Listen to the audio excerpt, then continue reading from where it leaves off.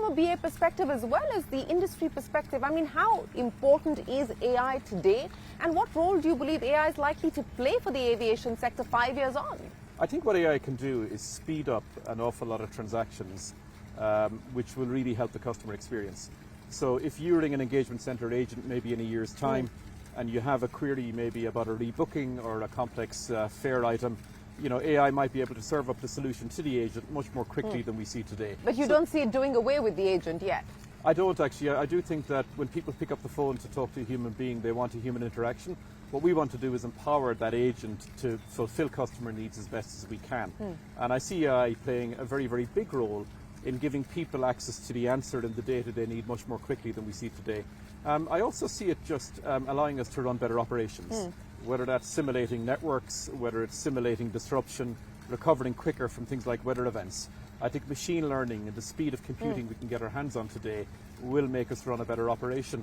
But at the same time, flying people around the world is a physical activity, and it will always involve a large number of human beings fulfilling, that operational requirement for us. How much of AI is in use already at BA today? We've a number of use cases, but part of what we do by transforming our IT estate and structuring our data is we make it very ready for AI exploitation in the future. So I think one of the things you do need to exploit AI is strong foundations and have your data in the right place.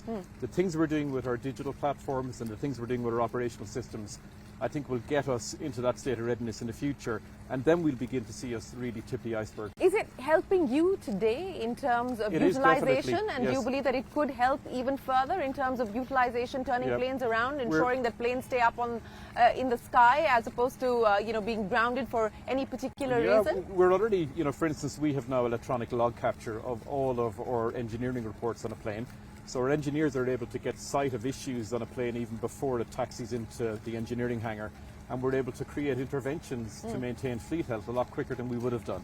So we're using machine learning in our engineering function, we're using it in our engagement centres, and we're using it in the way we plan and allocate our aircraft across our operation. Do you have a number in terms of the cost that you've been able to take out on account of the deployment of AI so far? Right now what we're focusing on is performance improvements, whether that's fleet health and technical reliability, the speed at which we answer calls, the amount of time it takes to respond to a query. So they're the kind of metrics we're looking at right now.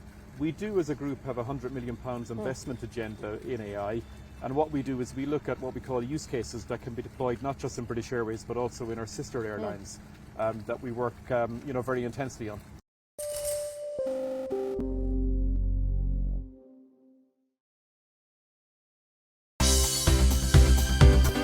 For more news and updates, all you need to do is follow CNBC TV18 on all of our digital platforms.